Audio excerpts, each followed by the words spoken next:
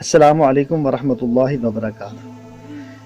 नज़र बद ऐसी चीज़ है कि ये इंसान को कब्र में ले जाती है, कब्र में पहुंचा देती है, इंसान चलने बोलने के काबिल नहीं रहता। ये नज़र बद ऐसी चीज़ है। अल्लाह पाक हम सबको नज़र बद से बचाए।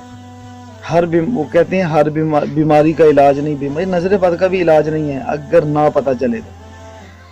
हसन बसरी रहमतुल्लाह अलैह से जो है ने फरमाया कि नज़र बद से बचने का तरीका और मुफीद तरीका बताया हो। और अल्लाह के नबी ने भी सहाबा इकराम एक मरतबा एक जंग में जीते तो अच्छा खासा उन्होंने कुर्बानी से काम किया, बड़ी मेहनत से काम किया और जंग जीत कर वापस आए तो बड़े खुश। जब आए तो लोगों ने अभी देखा उन्हें और उनके दिल में आया ओह इतने कम लोग और ये कुर्बानी और ये कुछ फतह करके आए, वाह वाह। अब उनकी वाह वाह से उनके ऊपर ऐसा असर हुआ कि वो सुस्त हो गए। थोड़े से सुस्त से मुराद ये था जैसे आज हम होते हैं ना, तबीयत बड़ी बोझल सी हो गई और बड़े थकावन महसूस करने लगे।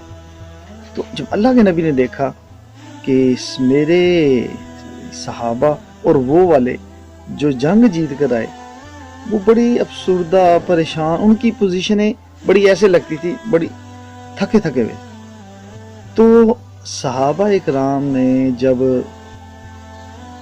कि ये हालत अल्लाह के नबी ने देखी तो आपने फिर उन्हें फरमाया कि कुरान पाक की आयत 29वां पारा दूसरी सूरत नून उसकी आयत है व इन यकादुल्लज़ीना कफरू लयुदलिकूनका बिअबसारिहिम लम्मा समिअ ज़िक्र व यक़ूलूना इन्नहु लमजनून वमा हुवा इल्ला ज़िक्रुल लिल आलमीन। आपने ये आयत तिलावत फरमाई और उन्हें बताया कि इसे पढ़ो और अपने ऊपर हाथ फेरो। तो सहाबा इकराम को अल्लाह पाक ने वैसे ही भेज, वो नज़र बद से जब हटे तो उनकी तबीयत ठीक होगी। आज हमारे बच्चों को, बूढ़ों को, सबको लगती है, लेकिन गिनती में बच्चे आते हैं। हम बच्चों को कहते हैं कि बच्चों को नज़र लग गई, बच्चों को नज़र बद होगी, बड़ों को भी लगती है, बूढ़ों को, नौजवान को, खूबसूरत को और जो खूबसूरत नहीं सबको लगती है। ये ज़रूरी नहीं है। हमारे एक जानने वाले हैं, उनके बच्चे मतलब उनका जो रंग अल्लाह ने बनाया है, जैसे हज़रत बिलाल रज़ी अल्लाह तआला अन्हु का अल्लाह पाक ने कलर बनाया वैसे उनका कलर। अब वो हफ्ते में 4 मरतबा दम करवाने जाती थी, मेरे बच्चे को नज़र लग जाती है, कोई शक नहीं। वो खूबसूरत को ही नहीं लगती, हर एक को, छोटे बड़े को, सबको नज़र लग जाती है। तो उससे ये बचने का आसान मुफीद तरीका इस दुआ को, कुरान पाक की आयत को याद कर लें। जब इस आयत को याद करेंगे तो फिर अपने बच्चों पे, अपने ऊपर, अपने जो हमारा कोई बीमार हो उसके ऊपर ये आयत पढ़ के फूंक मार लें। अल्लाह पाक अपने ख़जानों से शिफा देंगे। हमारा यकीन नहीं है, यकीन से काम होता है, नफलों से, दुआ मांगने से, कुरान पढ़ने से, तिलावत करने से, तस्बीहात करने से। ये अल्लाह पाक ने आमालों की जगह रखी है तो उसके बकदर हमें इनामात मिलेंगे। तो जैसे हम आमाल करेंगे अल्लाह पाक हमें वैसे इनाम देंगे।